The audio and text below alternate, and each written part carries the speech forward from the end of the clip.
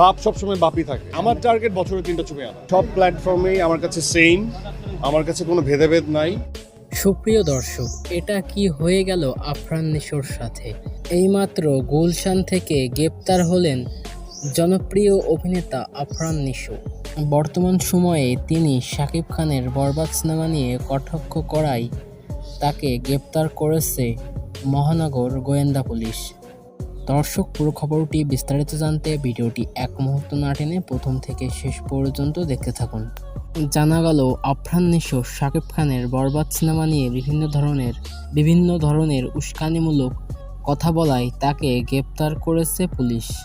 সকল দর্শকেরা বলছে, শাকিব খানের বরবাদ সিনেমায় হিট হওয়ায় তার সিনেমা অনেকটা নিচে নেমে যাবে। এই কারণে তিনি শাকিব খানকে নিয়ে বিভিন্ন ধরনের উস্কানিমূলক কথা বলায় তাকে গ্রেপ্তার করা হয়েছে।